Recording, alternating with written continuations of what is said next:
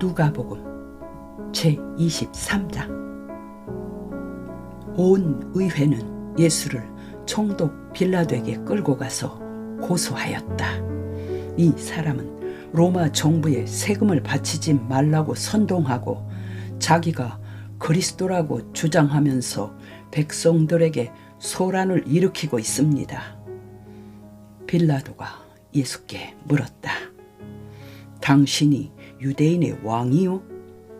예수께서 대답하셨다. 당신이 말한 대로요. 빌라도가 대제사장들과 그 일당들을 향해 말하였다. 단지 이것을 가지고 이하다니요. 이것으로는 죄가 되지 않소. 그러자 그들은 필사적으로 소리질렀다.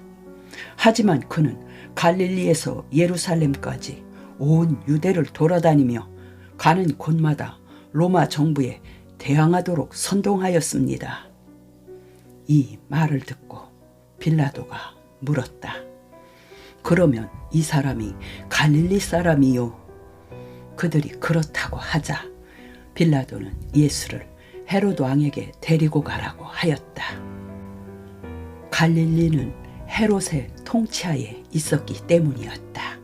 마침 그때 예루살렘에 와 있던 헤롯은 예수를 만날 수 있는 기회가 생기자 매우 기뻐하였다.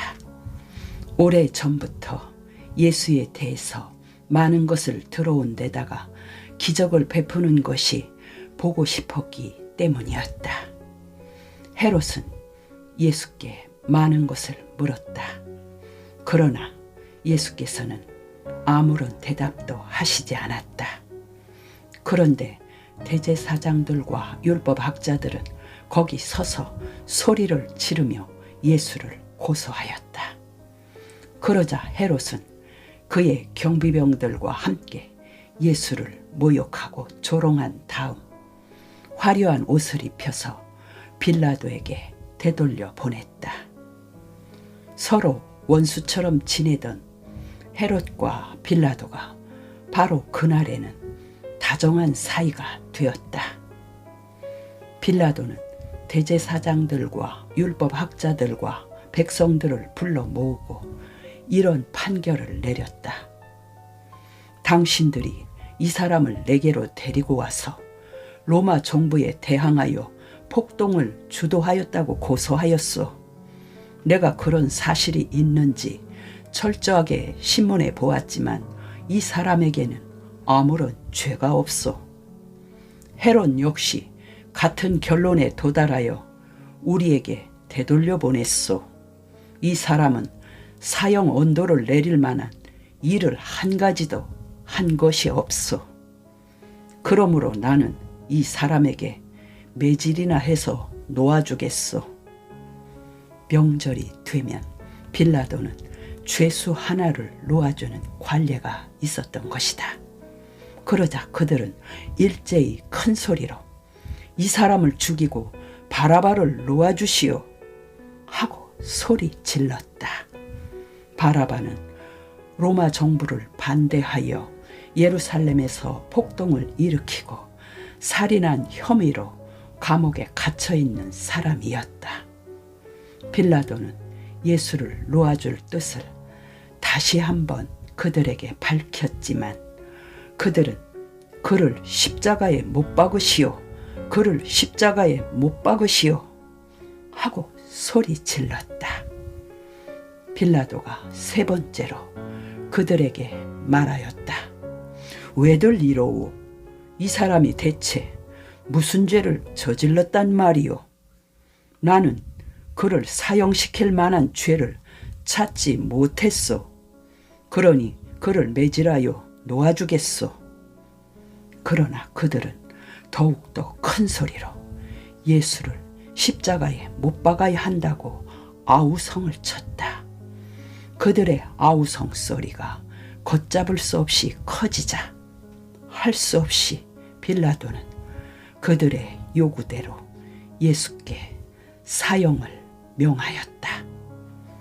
그리고 폭동과 살인 혐의로 갇혀있던 바라바는 그들의 요구대로 놓아주고 예수는 그들이 하고 싶은 대로 하도록 내주었다.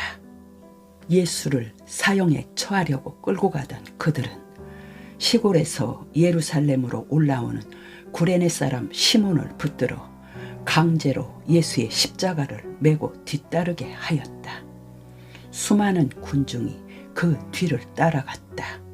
그 중에는 슬피 울며 따라가는 여자들도 있었다. 그때 예수께서 여자들을 돌아보시고 말씀하셨다. 예루살렘의 딸들아, 나를 위해 울지 말고 너희와 너희 자녀들을 위해 울라. 아기를 갖지 못하는 여자와 아기를 낳아보지 못한 태와 젖을 먹여보지 못한 가슴이 행복하다고 할 날이 올 것이기 때문이다. 그때 사람들은 산을 향하여 자기들 위에 무너지라고 하며 언덕을 향하여 자기들을 묻어달라고 할 것이다. 푸른 나무 같은 내게도 이런 일을 하는데 말라버린 나무 같은 너희에게 무슨 일을 못하겠느냐. 다른 죄수 두 사람도 예수와 함께 사형장으로 끌려가고 있었다. 그들은 해골이란 곳에 다다르자 예수를 십자가에 못 박아 가운데 세우고 두 죄수도 십자가에 달아 양쪽에 세웠다. 그때 예수께서 말씀하셨다. 아버지, 이 사람들을 용서하여 주소서. 그들은 자기들이 무슨 일을 하고 있는지 알지 못합니다. 군인들은 제비를 뽑아 예수의 옷을 나누어 가졌다. 군중이 지켜보는 가운데 유대인은 예수를 비웃으며 이 사람이 자칭 하나님의 택한 자요 그리스도라 했으니 어디 남을 구원하듯이 자기 자신도 구원하나 보자 하고 말하였다. 군인들도 예수를 조롱하고 신 포도주를 마시라고 내밀며 정말 유대인의 왕이라면 네 자신이나 구원해 보시지 하고 말하였다. 예수의 십자가 위에는 유대인의 왕 예수라고 쓴 죄패가 붙어 있었다.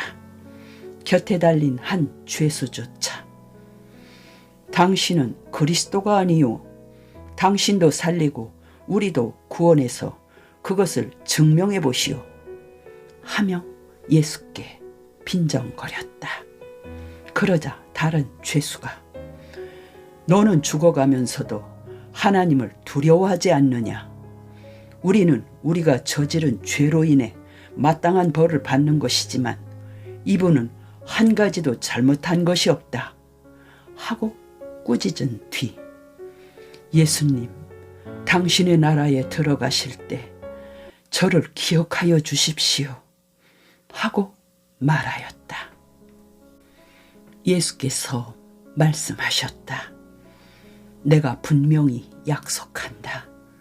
너는 오늘 나와 함께 낙원에 있을 것이다. 낮 12시쯤 되어 어둠이 온 땅을 덮더니 오후 3시까지 계속되었다. 태양은 빛을 잃었고 성전 안에 있는 두꺼운 휘장은 갑자기 한가운데가 찢어져 두 폭이 났다. 예수께서 큰 소리로 아버지, 내 영혼을 아버지 손에 맡기나이다 하시고 숨을 거두셨다. 로마 군대의 지휘관은 그 일어난 모든 일을 보고 하나님께 영광을 돌리며 이 사람은 참으로 무죄한 사람이었다 하고 말하였다. 십자가에 못 박는 것을 구경하러 왔던 군중들도 예수께서 숨을 거두시는 이 광경을 보고는 슬퍼하며 집으로 돌아갔다. 예수를 아는 사람들과 갈릴리에서부터 예수를 따라온 여인들도 서서 이 모든 광경을 지켜보았다. 그때 유대의 아리마대 출신이며 최고 의회의 의회원인 요셉이라는 사람이 있었다. 그는 신앙심이 깊어 늘 하나님 나라가 올 것을 고대해 왔으므로 다른 유대인 지도자들이 결정하고 행동하는 일에는 찬성한 적이 없었다. 요셉은 빌라도에게 가서 예수의 시체를 내달라고 청하였다. 그는 예수의 시체를 내려 고운 배로 싼 다음 언덕 기슭에 바위를 파서 만든 새 무덤에 모셨다. 이렇게 무덤에 모신 때는 안식일 준비일에 늦은 오후였다. 예수의 시체를 내려 무덤에 모시는 것을 갈릴리에서 온 여자들도 따라와 지켜본 후 집으로 돌아가 예수의 시체에 바르려고 향료와 향유를 준비하였다. 그러나 안식일이 끝날 때까지는 유대의 율법에 규정한 대로 아무 일도 하지 않았다.